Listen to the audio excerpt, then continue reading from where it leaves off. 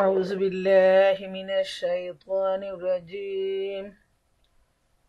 بسم الله الرحمن الرحيم.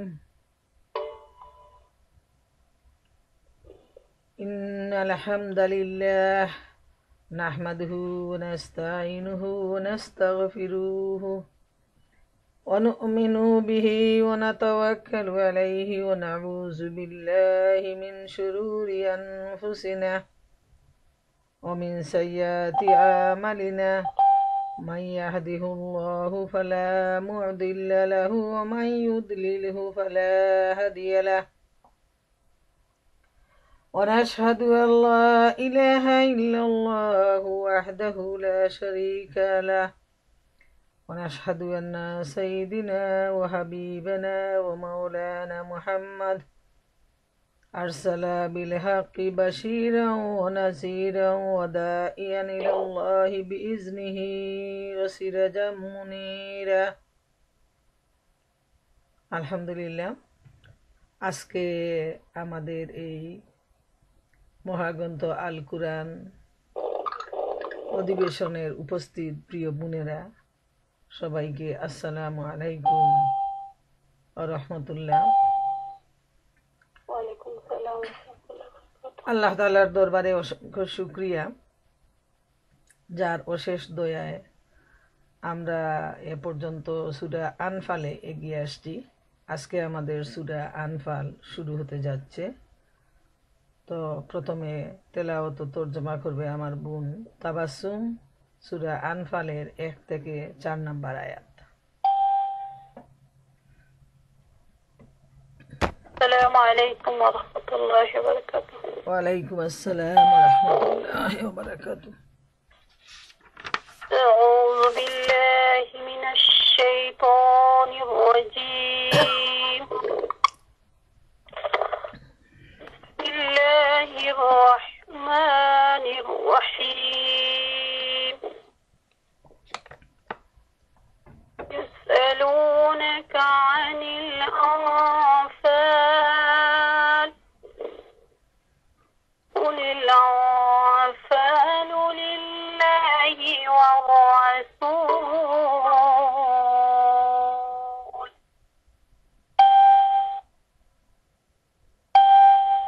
فاتقوا الله وأصلحوا ذات بينكم وأطيعوا الله ورسوله إن كنتم مؤمنين.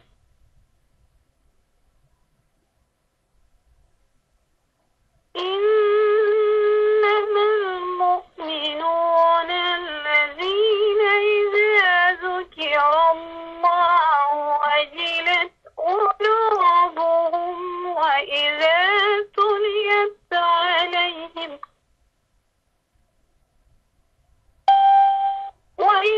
تليت عليهم آياته زادتهم إيمانا وعلى ربهم يتوكلون. الذين يقيمون الصلاة ومما رزقناهم ينفقون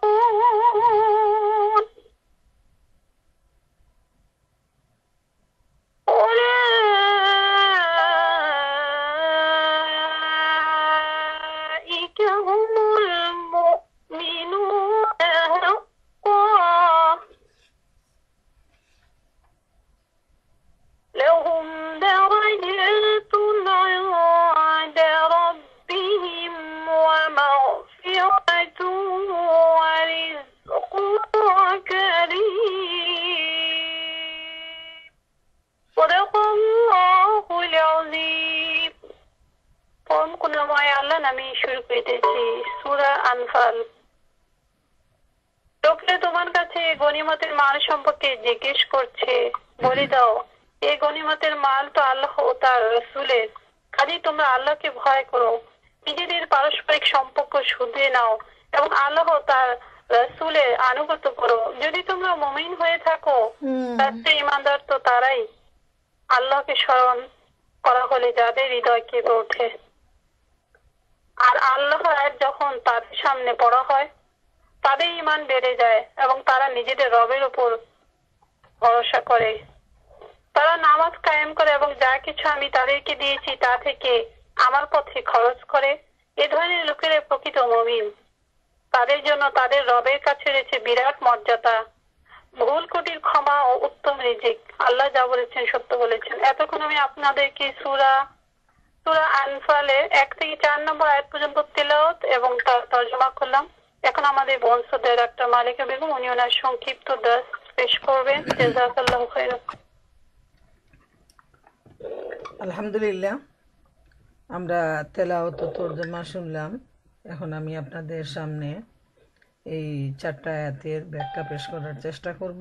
আল্লাহ সুবহানাহু ওয়া তাআলা আমাকে যেটুকু তৌফিক দান করেন। ওমা তৌফিকি ইল্লা বিল্লাহ, আলাইহি তাওয়াক্কালতু ওয়া ইলাইহি উনীব। সূরা আনফাল মাদানী সূরা। এ সূরার মধ্যে রয়েছে 75টি আয়াত এবং 10টি রুকু। সূরা নাজিল হওয়ার সময়কাল হলো 2য় হিজরিতে বদর যুদ্ধের পরে এই সূরাটি নাজিল হয়। ইসলাম ও কুফরের মধ্যে সংগঠিত প্রথম যুদ্ধের উপর বিস্তারিত পর্যালোচনা করা হয়েছে এই সূরার মধ্যে। আনফাল এর অর্থ হলো গনিমতের মাল বা যুদ্ধলব্ধ মাল।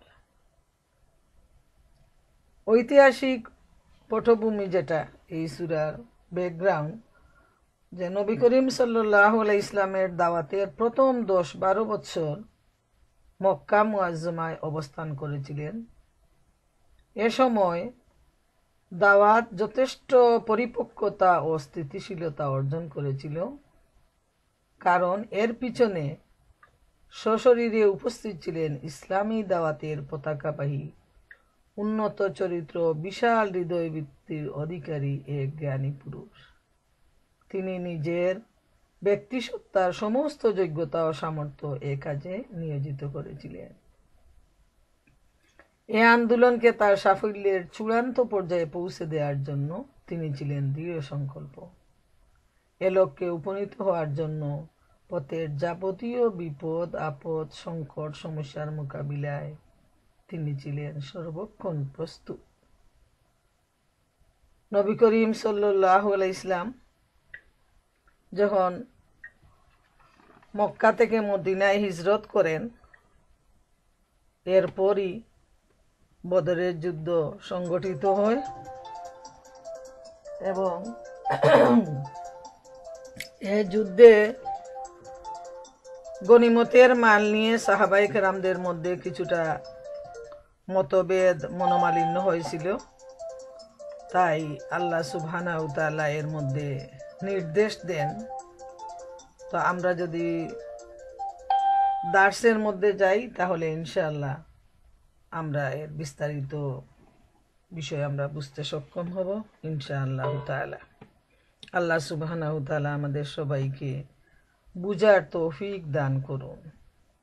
এই দোয়া নিয়ে আমি শুরু করছি আমাদের সূরা প্রথম আয়াত, সূরা আনফাল।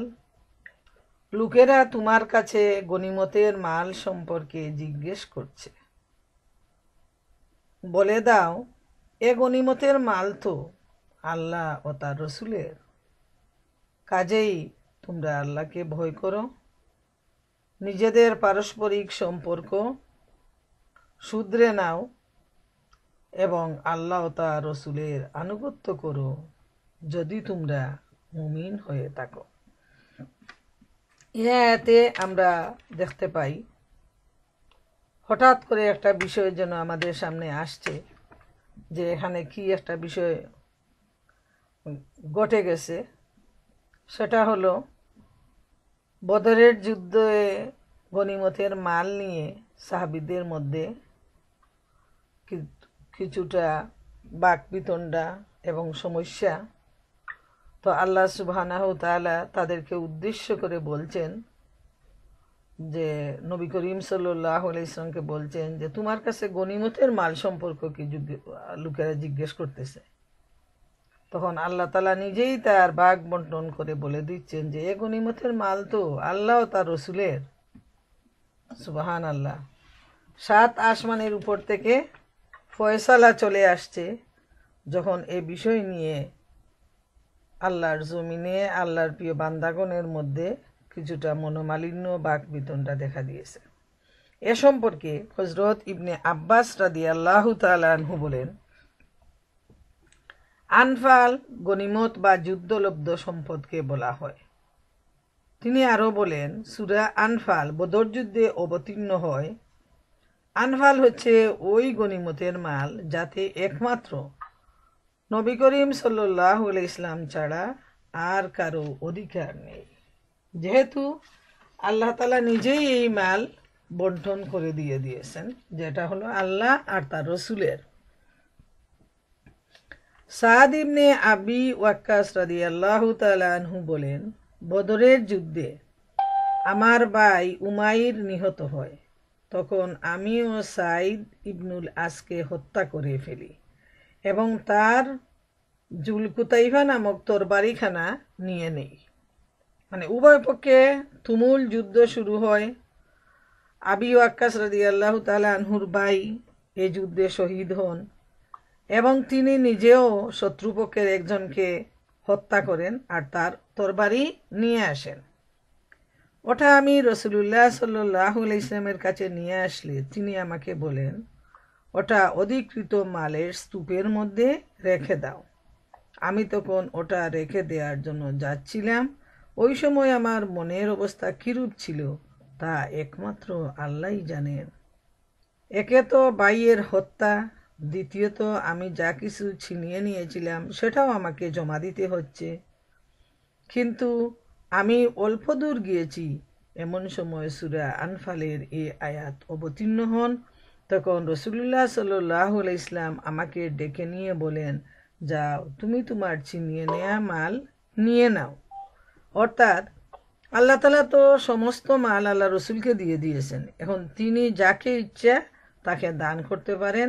তাই আবি ওয়াক্কাস যখন তার এই তরবারিখানা ফেরত দিলেন, তার মনের মধ্যে একটা আঘাত আসলো যে ওইটা তো আমি নিয়ে আসলাম, এদিকে আমার ভাইও শহীদ হয়ে গেছেন। মনটা খুব খারাপ ছিল। তো আল্লাহ রসুল সাল্লাল্লাহু আলাইহি ওয়াসাল্লাম যেহেতু আল্লাহর পক্ষ থেকে ফয়সালা চলে আসছে, এই সম্পদের অধিকারী হয়ে গেলেন আল্লাহ রসুল, তখন তিনি আবি ওয়াক্কাসকে এই তরবারিখানা দিয়ে দিলেন। সাদ রাদিয়াল্লাহু তাআলা আনহু বলেন, আমার ব্যাপারে 4টি আয়াত অবতীর্ণ হয়েছে। যিনি এই হাদিসটার বর্ণনাকারী তিনি হচ্ছেন সাদ ইবনে আবি ওয়াক্কাস এবং তিনি বদর যুদ্ধে এই তরবারিখানা নিতে চেয়েছিলেন আর আল্লাহ রসুল তাকে দিয়ে দিয়েছেন। তিনি অন্য হাদিসে বর্ণনা করেন যে 4টি আয়াত অবতীর্ণ হয়েছে আমার ব্যাপারে। এক হলো, বদরের যুদ্ধে একটি তরবারির উপর আমি অধিকার লাভ করেছিলাম। আমি নবীর কাছে এসে বললাম, এ তরবারিটি আমাকে দান করুন। তিনি বললেন, যেখান থেকে ওটা গ্রহণ করেছ ওখানেই রেখে দাও। তিনি দুবার একথা বললেন। পুনরায় আমি আবেদন জানালে তিনি একথাই বললেন। সেই সময় সূরা আনফালের এই আয়াত অবতীর্ণ হয়। 2 নাম্বার হলো, আমার ব্যাপারে দ্বিতীয় যে আয়াতটি অবতীর্ণ হচ্ছে তা হলো ওয়াসাইনাল ইনসানা বিওয়ালিদাই। তৃতীয় হচ্ছে ইন্নামাল খামরু ওয়াল মাইসার। আর চতুর্থ হচ্ছে ওসিয়তের আয়াত। সুবহানাল্লাহ।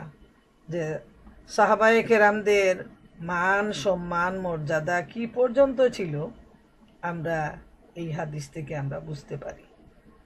এই আয়াত নাজিল হওয়ার দ্বিতীয় কারণ হলো, আবু উমামা রাদিয়াল্লাহু তাআলা আনহু বলেন, আনফাল সম্পর্কে আমি আবু উবাদা রাদিয়াল্লাহু তাআলা আনহুকে জিজ্ঞেস করলে তিনি বলেন, আমাদের সাথে বদরের মুজাহিদগণও ছিলেন। আর আনফালের আয়াত ওই সময় অবতীর্ণ হয় যখন আনফালের জন্য আমাদের মধ্যে মতানৈক্য সৃষ্টি হয় এবং আমরা পরস্পর উচ্চবাচ্য শুরু করি, তখন আল্লাহ তাআলা এই ব্যাপারটা আমাদের হাত থেকে নিয়ে নেন এবং নবী করিম সাল্লাল্লাহু আলাইহি ইসলামকে প্রদান করেন। এখন রাসূলুল্লাহ সাল্লাল্লাহু আলাইহি ইসলাম এই গনিমতের মাল মুসলমানদের মধ্যে সমানভাবে বন্টন করে দেন। তাইলে আমরা বুঝলাম যে আনফাল নাজিল হওয়ার উদ্দেশ্য এই আয়াতটা, এবং আনফাল হলো গনিমতের মাল। রাসূলুল্লাহ সাল্লাল্লাহু আলাইহি ইসলাম বলেছেন, আমাকে 1/5 অধিকারী বানিয়ে দেয়া হয়েছে এবং আমার পূর্বে আর কাউকে এর অধিকারী করা হয়নি। যে গনিমতের মালের 1/5 হলো নবী করিম সাল্লাল্লাহু আলাইহি ইসলামের। এটা হলো আল্লাহ রব্বুল আলামিনের পক্ষ থেকে এই দান আল্লাহ রসুল সাল্লাল্লাহু আলাইহি ইসলামের প্রতি। এরপর হলো যে আল্লাহ তাআলা ইরশাদ করেছেন যে কাজেই তোমরা আল্লাহকে ভয় করো, নিজের পারস্পরিক সম্পর্ক শুধরে নাও এবং আল্লাহ ও তার রসুলের আনুগত্য করো যদি তোমরা মুমিন হয়ে থাকো। সুবহানাল্লাহ। প্রিয় বোনেরা আমার, লক্ষ্য করুন, গনিমতের মাল নিয়ে সাহাবায়ে কেরামদের মধ্যে যে উচ্চবাচ্য শুরু হয়েছিল, আল্লাহ তাআলা আল্লাহ রসুলকে সেই মালটা সমঝায় দিয়ে এর মীমাংসা করে দেন। দ্বিতীয়ত, মুমিনদেরকে আল্লাহ তাআলা নির্দেশ দেন যে তোমরা যে কাজই করবে মূল উদ্দেশ্য হলো আল্লাহর ভয়। আর আল্লাহর ভয়ের জন্য, আল্লাহর মহব্বতের জন্য সাহাবায়ে কেরামরা বদরের যুদ্ধে উপস্থিত হয়েছেন, নিজেদের ঘর বাড়ি ছেলে মেয়ে সবাইকে রেখে নিজের জীবন কুরবানি দেওয়ার জন্য। এখানে সাহাবায়ে কেরামদের মনের মধ্যে কোনো ধরনের কোনো দুর্বলতা নেই। এটা হলো একটা মানবিক দুর্বলতা, যে তাও প্রথম যুদ্ধ ইসলামের, বদরের যুদ্ধ, এবং এ সময় ইসলামের কোনো নিয়ম নীতি তখনও প্রবর্তন করা হয়নি, কিভাবে মাল বন্টন হবে, যুদ্ধের নিয়ম কানুন। এই যেহেতু এটা ছিল প্রথম যুদ্ধ, তারপরও আল্লাহ সুবহানাহু তাআলা যেহেতু তিনি মুমিনদেরকে সর্বোচ্চ জান্নাত দিতে চান, তাই সামান্য ভুল ভ্রান্তির জন্য আল্লাহ তাআলা 7 আসমান থেকে ফয়সালা দিয়ে দেন যাতে তারা ক্লিন হয়ে, সুন্দর উদার হৃদয় হয়ে, পাক পবিত্র হয়ে জীবনযাপন করেন এবং আল্লাহ তাআলার সামনে হাজির হন। এজন্য আমাদের লক্ষ্য রাখতে হবে যে সামান্য একটু বিষয় আল্লাহ তাআলা সাথে সাথে তাদেরকে ধরে দিলেন শুধরে নেওয়ার জন্য, এবং সাথে সাথে আল্লাহ তাআলা নির্দেশও দিলেন যে তোমাদের পারস্পরিক যে সম্পর্ক এর মধ্যে রয়েছে, তোমাদের মধ্যে যে মতভেদ মতানৈক্য ভুল বুঝাবুঝি, সেটা তোমরা শুধরে নাও আর আল্লাহ আর আল্লাহ রসুলের তোমরা আনুগত্য করো, তাহলে যদি তোমরা প্রকৃত মুমিন হও। এখানে খুব সুন্দর একটা হাদিস আসছে যে মুমিনদের মনের মধ্যে যদি কোনো ধরনের রেখে অন্যের প্রতি মানুষ হিসাবে যে মানবিক দুর্বলতা রয়েছে, অনেক সময় দুনিয়াবি বিভিন্ন বিষয় নিয়ে যে মনোমালিন্য সৃষ্টি হয়, সেটাকে শুধরে নেওয়ার জন্য আল্লাহ তাআলা নির্দেশ দিচ্ছেন। আর এ সম্পর্কে এত সুন্দর একটা হাদিস, যেটা আমাদের প্রত্যেকের জন্য অত্যন্ত গুরুত্বপূর্ণ শিক্ষণীয়, সেটা আমি আপনাদের সামনে তুলে ধরছি। যে আনাস রাদিয়াল্লাহু তাআলা আনহু বলেন যে একদা নবী করিম সাল্লাল্লাহু আলাইহি ইসলামকে দেখলাম যে তিনি মুস্কি হাসতে রয়েছেন। এ দেখে হযরত ওমর রাদিয়াল্লাহু তাআলা আনহু তাকে জিজ্ঞেস করলেন, হে আল্লাহর রাসূল সাল্লাল্লাহু আলাইহি ইসলাম, আপনার হাসির কারণ কি? তিনি বললেন, আমার উম্মতের 2 জন লোক আল্লাহর সামনে জানুর উপর ভর করে দাঁড়িয়ে গেছে। একজন আল্লাহকে বলছে, হে আমার প্রভু, এ লোকটি আমার উপর অত্যাচার করেছে, আমি এর প্রতিশোধ চাই। আল্লাহ পাক তখন তাকে বলছেন, এ লোকটিকে অত্যাচারের বদলা দিয়ে দাও।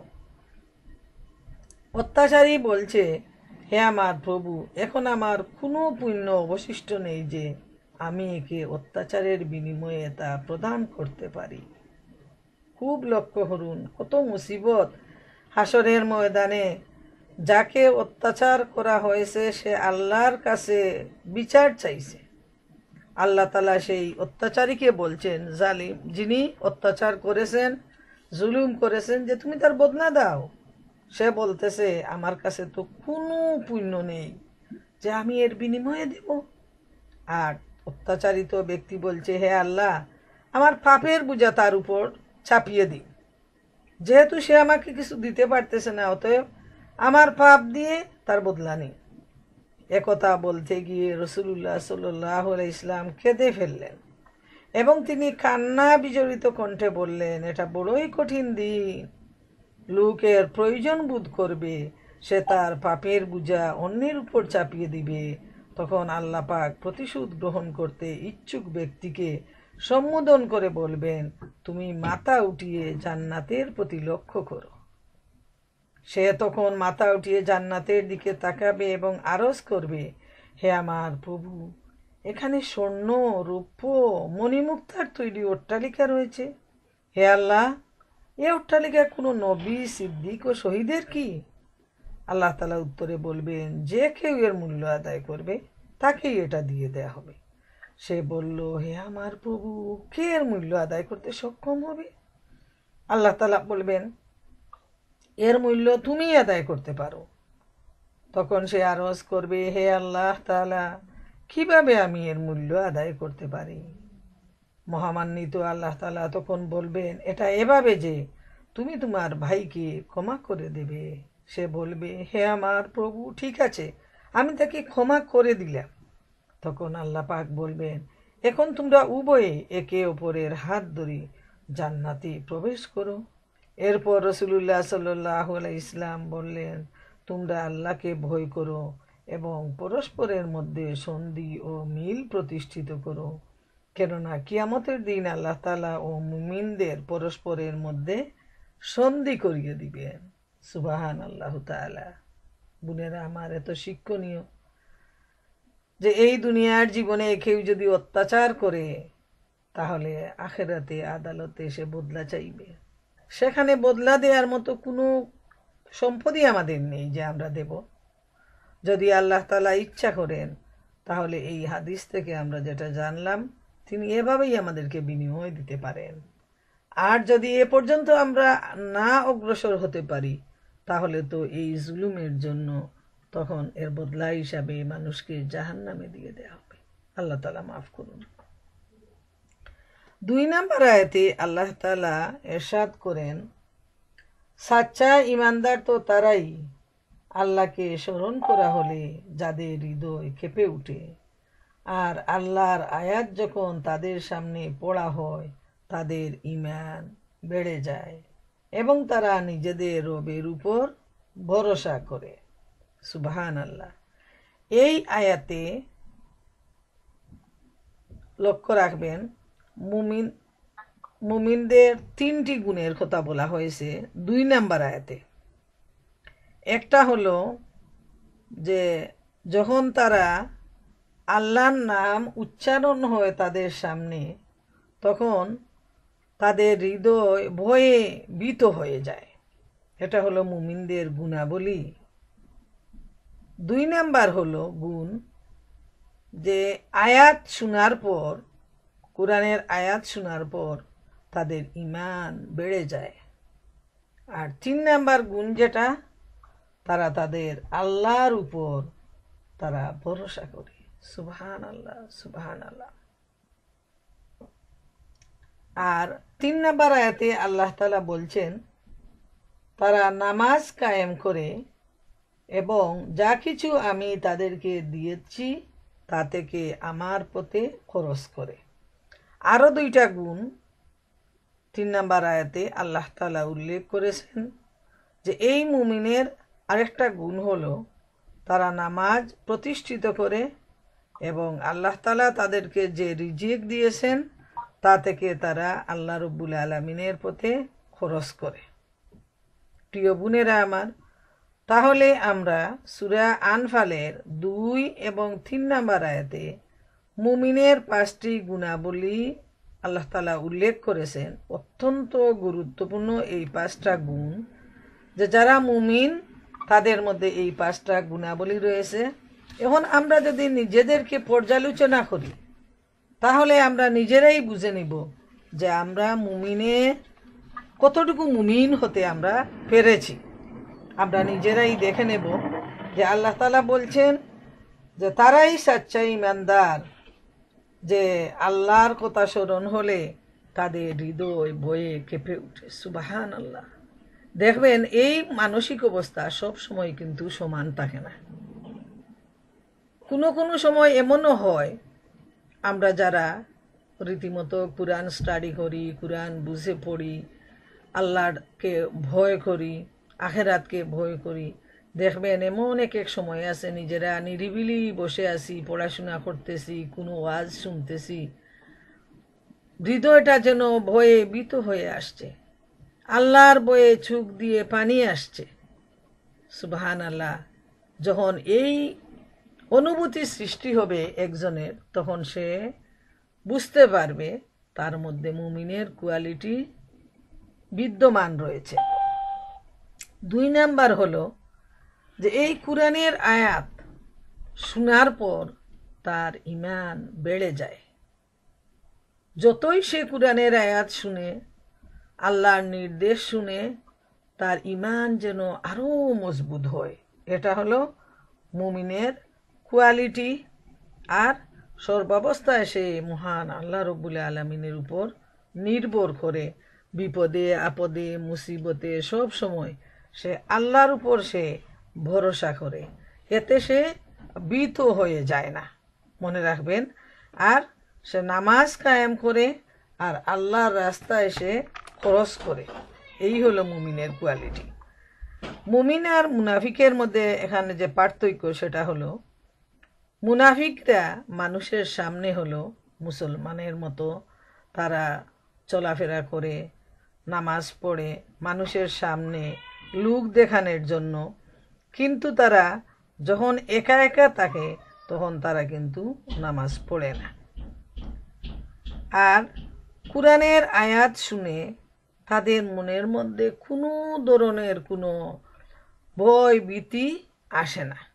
দেখবেন এই পৃথিবীতে, এই সমাজে মুসলমান নামের কত লোক রয়েছে যাদের সামনে আপনি কোরআনের কথা যতই বলুন না কেন তারা হাসি তামাশায় উড়াইয়ে দেয়। তারা ওইগুলোর প্রতি কোনো ভ্রুক্ষেপই করে না। এটা হলো মুনাফিকের চরিত্র। তারা না আল্লাহর আয়াতের উপর ঈমান আনে, না আল্লাহর উপর ভরসা করে। এই যে গুণ মুমিনের আল্লাহ তাআলা উল্লেখ করেছেন, ঠিক তার বিপরীত চরিত্র হলো মুনাফিকের। তারা যদি কোরআন পড়ে, এ থেকে তারা কোনো ধরনের কোনো শিক্ষা তারা নেয় না, তাদের ঈমানের কোনো মজবুতিও আসে না। তারা আল্লাহর উপর কোনো অবস্থায় তারা ভরসা করে না। বাড়িতে অবস্থান করলে তারা নামাজ পড়ে না, তারা জাকাতও দেয় না। আর আল্লাহ এখানে জানিয়ে দিচ্ছেন মুমিনের চরিত্র কখনো এরূপ হতে পারে না। আর মুমিনের চরিত্র কিরূপ হওয়া উচিত, কিরকম হবে, অত্যন্ত সুন্দরভাবে আল্লাহ তাআলা সূরা আনফালের 2 এবং 3 নম্বর আয়াতে উল্লেখ করে দিয়েছেন যে মুমিন তার অন্তর এতই নরম যে আল্লাহর নাম যখন তার সামনে বলা হয় তখন তার অন্তর কেঁপে ওঠে। আল্লাহর নিষিদ্ধ কাজ থেকে সে বিরত থাকার জন্য প্রাণপণ চেষ্টা করে এবং নির্দেশ পালন করার জন্য অবিরাম প্রচেষ্টা চালিয়ে যায়। সুবহানাল্লাহ। সুদ্দী রহমতুল্লাহ আলাইহি মুমিন ব্যক্তির ব্যাখ্যা করতে গিয়ে বলেন, সে ওই ব্যক্তি যে পাপ কাজের ইচ্ছা করে, কিন্তু যখন তাকে বলা হয় আল্লাহকে ভয় করো তখন তার অন্তর কেঁপে ওঠে। উম্মু দারদা রহমতুল্লাহ আলাইহি রাদিয়াল্লাহু তাআলা আনহু বলেন, যে অন্তর আল্লাহর ভয়ে কাঁপতে শুরু করে এবং দেহে এমন এক জ্বালার সৃষ্টি হয় যে লোম খাড়া হয়ে যায়, যখন এরূপ অবস্থা সৃষ্টি হয়ে যাবে তখন বান্দার উচিত যে সে যেন সেই সময় স্বীয় মনের ইচ্ছা পূরণের জন্য আল্লাহ তাআলার দরবারে প্রার্থনা করে, কেননা ওই সময় দোয়া কবুল হয়ে থাকে। বোনেরা আমার, লক্ষ্য করুন এই বিষয়টার প্রতি। যখন ইমানদারের মন, মুমিনের মন এই পর্যায়ে আসে, এত নরম হয়ে যায়, দুর্বল হয়ে আসে কুরআন তেলাওয়াত করতে করতে অথবা কুরআনের আলোচনা শুনতে শুনতে মনটা তার কেঁপে উঠে, এ সময় আল্লাহ সুবহানাহু তাআলার দরবারে মুমিন যদি তার গুনাহ মাফের জন্য দোয়া করে, জান্নাতের জন্য দোয়া করে, বিপদ মুসিবত থেকে উদ্ধার পাওয়ার জন্য দোয়া করে, সেই সময়ের দোয়া আল্লাহ সুবহানাহু তাআলার কাছে পৌঁছে যায়, যেহেতু এ সময় তার মনের অবস্থা থাকে খুবই নরম, খুবই দুর্বল। ইমাম বুখারী রহমতুল্লাহ আলাইহি এবং অন্যান্য ইমামগণ এই প্রকারের আয়াতসমূহ দ্বারা এই দলিল গ্রহণ করেছেন যে ইমানের মধ্যে হ্রাস বৃদ্ধি হতে পারে। আরেকটা বিষয় লক্ষণীয় যে ইমামরা বলছেন, ইমাম বুখারী এবং অন্যান্য ইমামরাও, যে এই ধরনের আয়াত দ্বারা প্রমাণিত হয় যে ইমানের হ্রাস বৃদ্ধি হয়। যেহেতু আল্লাহ তাআলা এখানে বলছেন যে তাদের ইমান বেড়ে যায়, তাহলে দেখা যায় যে ইমানের কমতিও হয়। সব সময় কিন্তু ইমান একই অবস্থায়, একই পজিশনে থাকে না। এটা আপনারা নিজেরাই বুঝতে পারবেন আমরা যদি নিজেদেরকে পর্যালোচনা করি। কোনো সময় দেখবেন মনটা এত দুর্বল, এত নরম, সব সময় ভালো কাজের ইচ্ছা হয়, মন্দ কাজ থেকে বেঁচে থাকার জন্য আমরা প্রাণপণ চেষ্টা করি, লোভ আসলে আমরা তাকে সরায়ে দেই, হিংসা, যত ধরনের খারাপ কাজ। আবার এমন এক এক সময় হয় যখন দুনিয়াবি কাজে অন্তর জড়িত হয়ে যায় এবং ভালো কাজের প্রতি এত মহব্বত, ভালোবাসা থাকে না। এইভাবে ইমান উঠানামা করতে থাকে, হ্রাস বৃদ্ধি হতে থাকে। এজন্য মুমিন সব সময় তার ইমানের ব্যাপারে সচেতন থাকে, যেন কোনো অবস্থায় ইমানের দুর্বলতা না আসে। আর মুমিনের আরেকটা গুণ হলো যে আল্লাহ ছাড়া সে আর কাউকে আশ্রয়দাতা মনে করে না। যে কোনো বিপদ, যে কোনো মুসিবত আসুক না কেন, সর্বাবস্থায় সে মনে করে আল্লাহই হচ্ছেন আমার আশ্রয়দাতা, আমি তারই উপর ভরসা করি। যেমন আল্লাহ তাআলা কুরআনের অন্যত্র বলছেন, ফালিয়াতাওয়াক্কালিল মুমিনুন, আর মুমিনদের উচিত আল্লাহ তাআলার উপর ভরসা করা। অতএব যে কোনো ধরনের বিপদ মুসিবত যখন আসে, ইমানের উপর যখন কোনো ধরনের পরীক্ষা আসে দুনিয়াবি বিভিন্ন মুসিবত দিয়ে, তখন মনে করতে হবে একজন মুমিনের যে এটা আল্লাহর পক্ষ থেকেই আসছে এবং মহান আল্লাহ রব্বুল আলামিন তিনি একমাত্র আমাকে এর থেকে রক্ষা করতে পারেন, আর কেউ কিন্তু আমাকে রক্ষা করার কোনো ক্ষমতা নেই।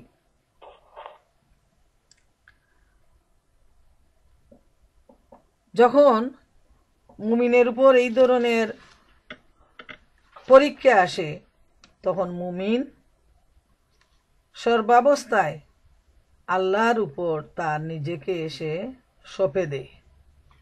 সুবহানাল্লাহু তাআলা। আর আল্লাহ রব্বুল আলামিন বলছেন মুমিনের গুণ হলো সে নামাজকে সুপ্রতিষ্ঠিত করে এবং আল্লাহর রাস্তায় সে খরচ করে। আল্লাহ তাআলা তাকে যা দিয়েছেন সে আল্লাহর রাস্তায় খরচ করে। নামাজ পড়ে, এই নামাজকে আল্লাহ তাআলা বলছেন আকিমুস সালাত। সব সময় আল্লাহ রব্বুল আলামিন কিন্তু নামাজের ব্যাপারে কায়েম হওয়ার সম্পর্কে আল্লাহ তাআলা বলছেন। আর নামাজ কায়েম হচ্ছে, নামাজ প্রতিষ্ঠা হচ্ছে আল্লাহর হক সমূহের মধ্যে একটি হক। ইকামতে সালাতের অর্থ হলো নামাজকে সময় মতো আদায় করা, অজু করার সময় ভালোরূপে হাত মুখ ধোয়া, নামাজের সময় রুকু সেজদায় তাড়াহুড়া না করা, আদব সহকারে কুরআন তেলাওয়াত করা, নবী সাল্লাল্লাহু আলাইহি ওয়াসাল্লামের উপর তাশাহুদ ও দুরুদ পাঠ করা, এবং এসব কাজ অত্যন্ত ধীরে স্থিরে মহব্বতের সাথে আদায় করতে হবে। যখন একজন নামাজি নামাজ শুরু করে তখন তাকে মনে করতে হবে যে এখানে দুনিয়ার সব জলাঞ্জলি আমি পিছনে ফেলে দিলাম, আমার সাথে রয়েছেন আমার আল্লাহ তাআলা এবং আমি এখন আল্লাহর সাথে কথা বলতেছি। এখন আমার তাড়াহুড়া করা, দুনিয়ার প্রতি মনোযোগী হওয়া বেয়াদবি ছাড়া আর কিছু নয়। শয়তান বারবার চেষ্টা করবে বান্দাকে নামাজে ভুল করানোর জন্য, যাতে নামাজ থেকে সে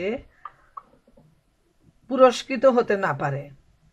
আর আমরা নামাজিরা আমরা প্রাণপণ চেষ্টা করব শয়তানকে পরাজিত করে নামাজকে সঠিকভাবে সুন্দরভাবে আদায় করে নিয়ে আল্লাহর যেন সন্তুষ্টি অর্জন করতে পারি।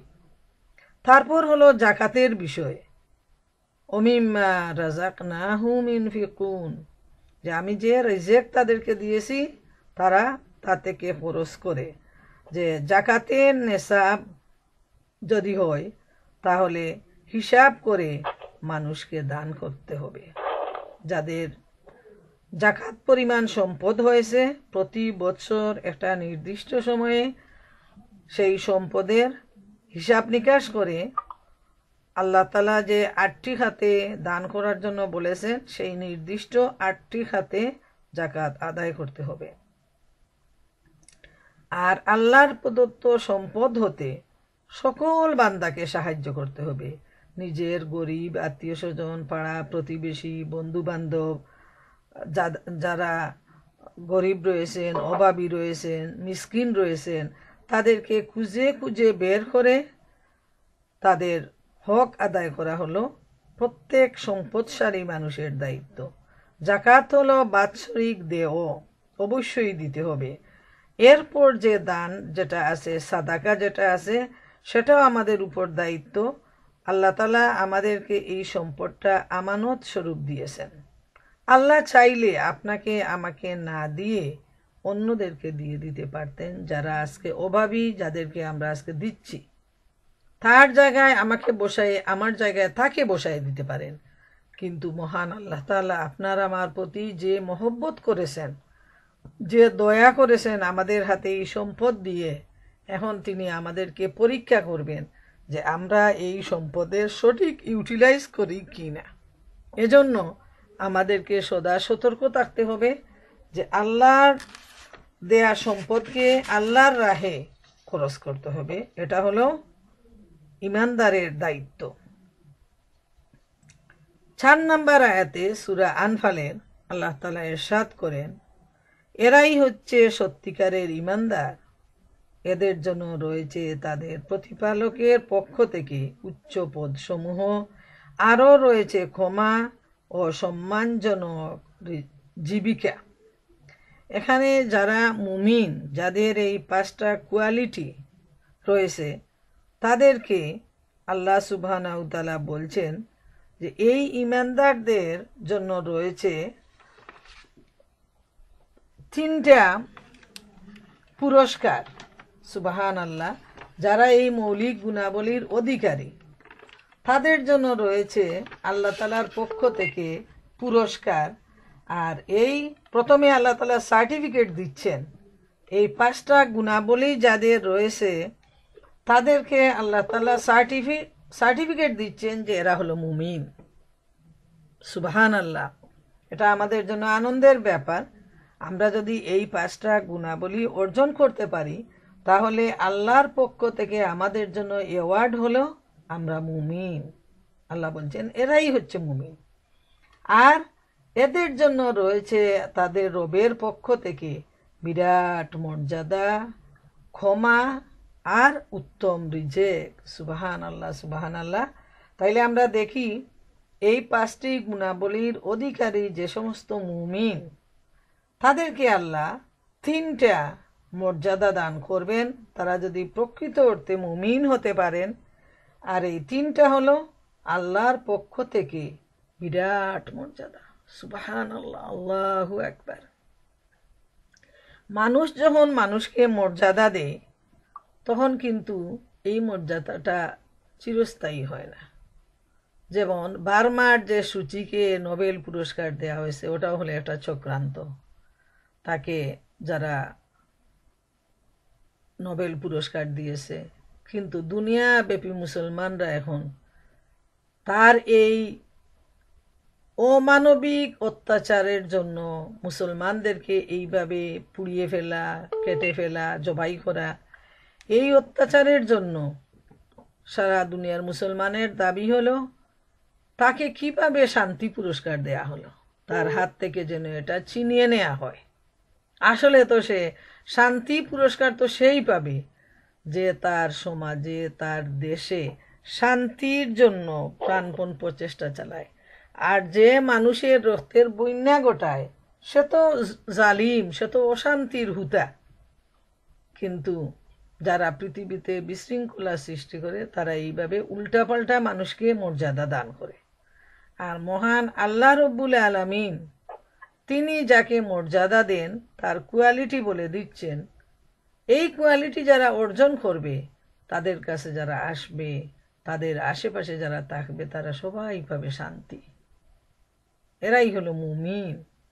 আর আল্লাহর দেয়া সার্টিফিকেট যখন যাকে দেয়া হয় তার কাছ থেকে আর ছিনিয়ে নেওয়া হয় না। পৃথিবীতে অনেক সার্টিফিকেট মানুষকে দেয়, একদল দেয় আর একদল তার বিরোধিতা করে। আবার কি হয়, আবার ছিনিয়ে নেওয়া হয়। একবার মানুষকে যখন তার স্বার্থ উদ্ধার হয় তখন সে তাকে সম্মান করে, শ্রদ্ধা করে। আবার যখন তার স্বার্থে আঘাত আসে তখন সে আবার সেই মানুষটাকে বেইজ্জত করে, তার ক্ষতি করে। এটাই হলো মানুষের চিরাচরিত নিয়ম। কিন্তু আমার আল্লাহ তাআলা তিনি বুঝে শুনেই এই ধরনের উত্তম কোয়ালিটির অধিকারী যারা মুমিন, তাদেরকে তিনি বলছেন তাদেরকে উচ্চ মর্যাদা দান করবেন। এবং তাদের দ্বারা, মানুষ যেহেতু, তাদের দ্বারা ভুল ত্রুটি হবে, এটাই স্বাভাবিক। আল্লাহ তাআলা তাদের এই ভুল ত্রুটি মাফ করে দিবেন। যখন তারা তওবা চাইবে, আল্লাহর কাছে গুনার মাফি চাইবে, মহান আল্লাহ সুবহানাহু তাআলা তাদেরকে মাফ করে দিবেন। আর তিনি কি করবেন, মাফ করে দেওয়ার সাথে সাথে আল্লাহ সুবহানাহু তাআলা তাদেরকে, সুবহানাল্লাহ, আল্লাহর এত দরদ তার বান্দার প্রতি যে তিনি তাকে সম্মানজনক জীবিকা দিবেন। এই সম্মানজনক জীবিকার অর্থ কি? সেটা হলো হক হালাল জীবিকা। তিনি তাকে রোজগারের সুযোগ করে দিবেন। সুবহানাল্লাহ। তাইলে আমরা দেখতে পাই যে এই 5টা গুণের অধিকারীরাই হচ্ছে মুমিন। হারিস ইবনে মালিক রাদিয়াল্লাহু তাআলা আনহু একদা রাসূলুল্লাহ সাল্লাল্লাহু আলাইহি ওয়াসাল্লামের কাছে আগমন করলে তিনি তাকে বলেন, হে হারিস রাদিয়াল্লাহু তাআলা আনহু, সকালবেলা তোমার কিভাবে কেটেছে? হারিস উত্তরে বললেন, একজন প্রকৃত মুমিন হিসাবে। তখন রাসূলুল্লাহ সাল্লাল্লাহু আলাইহি ওয়াসাল্লাম তাকে বলেন, খুব চিন্তা করে কথা বলো। অর্থাৎ মুমিন হওয়া তো সেই কথা না, প্রত্যেক জিনিসেরই একটা হাকিকত বা মূল তত্ত্ব রয়েছে। বলো তো তোমার ইমানের হাকিকত কি? হারিস রাদিয়াল্লাহু তাআলা আনহু উত্তরে বললেন, আমি দুনিয়ার মহব্বত থেকে মুখ ফিরিয়ে নিয়েছি। রাতে জেগে জেগে ইবাদত করি, দিনে রোজার কারণে পিপাসার্থ থাকি এবং নিজেকে এরূপই পাই যে যেন আমার সামনে আল্লাহর আরশ খোলা রয়েছে। আমি যেন জান্নাতবাসীদেরকে পরস্পর মিলিত হতে দেখছি এবং জাহান্নামবাসীদেরকে দেখছি যে তারা কষ্ট ও বিপদে পতিত হয়েছে। তখন রাসূলুল্লাহ সাল্লাল্লাহু আলাইহি ওয়াসাল্লাম বললেন, হ্যাঁ হে হারিস রাদিয়াল্লাহু তাআলা আনহু, তাহলে তুমি ইমানের হাকিকতে পৌঁছে গেছো। এর উপর প্রতিষ্ঠিত থাকার চেষ্টা করো। একথা তিনি 3বার বললেন। নবীজি কোনো ইম্পর্টেন্ট কথা যখন বলতেন মানুষকে মনে রাখার জন্য, তার অন্তরে পৌঁছে যাওয়ার জন্য, তখন কিন্তু তিনি 3বার একটি কথা উচ্চারণ করতেন। এই হাদিস শরীফ থেকে আমরা দেখি বাস্তব উদাহরণ যে আল্লাহর রসুলের সাহাবী, তিনি তাকে রাত কিভাবে অতিবাহিত হয়েছে জানতেছে, তার কাছ থেকে যে ক্লিয়ার আইডিয়াটা আমরা পেয়ে গেলাম যে দুনিয়ার মহব্বত ভালোবাসা থেকে যখন মানুষ মুখ ফিরিয়ে নেয়, আল্লাহর ইবাদতে রত থাকে, তখন সে কিন্তু তার সামনে জান্নাত জাহান্নাম সব স্পষ্ট হয়ে যায়। প্রিয় বোনেরা আমার, আমরাও যে যেটুকু এগিয়ে আসছি আল্লাহর দ্বীনের পথে, কুরআনের পথে, আমরা যদি আমাদের হৃদয়কে আরো ক্লিন করি, আরো উদার করি, দুনিয়া থেকে যত আমরা মুখ ফিরিয়ে নেব, ইনশাআল্লাহ দেখবেন আপনাদের চোখের সামনে জান্নাত জাহান্নাম ভেসে উঠছে। সুবহানাল্লাহ, আল্লাহু আকবার। আর আল্লাহ বলছেন যে তাদেরকে মাফ করে দিবেন আর মর্যাদা দিবেন, জান্নাতে তারা বড় বড় পদ লাভ করবে। এই যে মর্যাদা, দুনিয়ায় তো তাদের মর্যাদা থাকবে, আর দুনিয়া তো হলো অস্থায়ী একটা জায়গা। এখানে যারা ইমানদার, যারা ভালো মানুষ, তাদের উপর বিপদ মুসিবত আসবে, কিন্তু মানুষ তাদেরকে সম্মান করবে, এটাই স্বাভাবিক। ভালো মানুষদেরকে সবাই সম্মান করে, ভালোবাসে। কিন্তু আখিরাতে আদালতে আল্লাহ সুবহানাহু তাআলা এই ইমানদারদেরকে, এই মুমিনদেরকে উচ্চ মর্যাদা দান করবেন। যেমন আল্লাহ তাআলা বলছেন, আল্লাহর কাছে তাদের জন্য বড় পদমর্যাদা রয়েছে। তারা যা কিছু করেছে আল্লাহ তা অবগত আছেন। আল্লাহ তাদের পাপ ক্ষমা করে দিবেন, তাদের পুণ্যগুলো কবুল করবেন। জান্নাতবাসীরা একে অপরের অপেক্ষা উচ্চ মর্যাদার অধিকারী হবে। কিন্তু উচ্চ মর্যাদা সম্পন্ন লোকেরা নিম্ন মর্যাদা সম্পন্ন লোকদেরকে দেখে অহংকার করবে না, এবং নিম্ন শ্রেণীর লোকেরা উচ্চ শ্রেণীর লোকদেরকে দেখে হিংসাও করবে না। জান্নাত এমন একটা জায়গা যেখানে দুনিয়াবি যে দোষগুলো, ওইগুলো ক্লিন হয়ে যাবে। মানুষের মনের ভিতর প্রতিযোগিতা, হিংসা, লোভ, অহংকার, এগুলো কিছুই থাকবে না। সহি মুসলিম ও সহি বুখারী শরীফে রয়েছে, রাসূলুল্লাহ সাল্লাল্লাহু আলাইহি ওয়াসাল্লাম বলেছেন, উপরের লোকদেরকে নিচের লোকেরা এমন ভাবে দেখবে যেমন তোমরা আকাশ প্রান্তে তারকারাজি দেখে থাকো। সাহাবীগণ জিজ্ঞেস করলেন, হে আল্লাহ রাসূল সাল্লাল্লাহু আলাইহি ওয়াসাল্লাম, এটা কি নবীদের মঞ্জিল যা অন্য কেউ লাভ করবে না? তিনি উত্তরে বললেন, কেন লাভ করবে না? আল্লাহর শপথ, যারা আল্লাহর উপর ঈমান এনেছে এবং রসুলদেরকে সত্য জেনেছে, তারাও এর অধিকারী হবে। সুবহানাল্লাহ। বোনেরা আমার, লক্ষ্য করে দেখুন, আল্লাহর কাছে কোনো কিছুর কোনো কম বেশি নেই। এখানে জান্নাত নিতে হবে, কিনতে হবে, জান্নাতের মালিক হতে হবে নিজের ঈমানী মর্যাদা দিয়ে, নেক আমল দিয়ে। এখানে মুখ দেখে কোনো বিচার হবে না। বিচার হবে মানুষের অন্তরের, মানুষের আমলের, মানুষের ঈমানের, মানুষের চরিত্রের। যে আল্লাহকে ভয় করে, যে আল্লাহকে ভালোবাসে, আল্লাহ রসুলের সুন্নত তরিকা অনুযায়ী জীবনযাপন করে, তারই মর্যাদা আল্লাহ তাআলার কাছে সবচেয়ে বেশি। এখানে কোনো জাতিভেদ নেই, রংভেদ নেই, কোনো টাকা পয়সার ভেদাভেদ নেই, শিক্ষার ভেদাভেদ নেই, বুদ্ধির ভেদাভেদ নেই। এখানে শুধু ঈমান, আমল, আর যারা কাফির, মুশরিক, বেঈমান, এই হলো পার্থক্য। রাসূল করিম সাল্লাল্লাহু আলাইহি ওয়াসাল্লাম অন্যত্র বলেছেন, জান্নাতবাসীরা উপরের জান্নাতবাসীদেরকে এরূপ দেখবে যেমন আকাশের উপর তারকারাজি দেখা যায়। আবু বকর রাদিয়াল্লাহু তাআলা আনহু এবং ওমর রাদিয়াল্লাহু তাআলা আনহু তাদেরই অন্তর্ভুক্ত, তারাও এই মর্যাদা লাভ করবে। সুবহানাল্লাহ। অবশ্যই রসুলের সঙ্গী সাথী যারা যারা জীবন বাজি রেখেছেন আল্লাহর জন্য, আল্লাহ রসুলের জন্য জীবন কুরবানি দিয়েছেন, তারা তো অবশ্যই উচ্চ মর্যাদার অধিকারী, এতে কোনো সন্দেহ নেই। প্রিয় বোনেরা আমার, এই 4টা আয়াত অত্যন্ত গুরুত্বপূর্ণ, অত্যন্ত শিক্ষণীয়। আল্লাহ সুবহানাহু তাআলা আমাদের এই 4টা আয়াতের মধ্যে যে 5টা মৌলিক গুণাবলীর কথা বলা হয়েছে, সেই গুণাবলী যেন আমরা সবাই অর্জন করতে পারি, এই বিষয়টি আমাদের সবার লক্ষ্য রাখতে হবে। যে 5টা গুণাবলী মুমিনের জন্য প্রয়োজন, মৌলিক গুণাবলী, এই গুণাবলী আমাদেরকে মনে রাখতে হবে, অর্জন করতে হবে। আর এই 5টা গুণাবলী যদি আমরা অর্জন করতে পারি, তাহলে ইনশাআল্লাহ তাআলা আল্লাহ সুবহানাহু তাআলার পক্ষ থেকে আমাদেরকে সার্টিফাইড করা হবে মুমিন হিসাবে।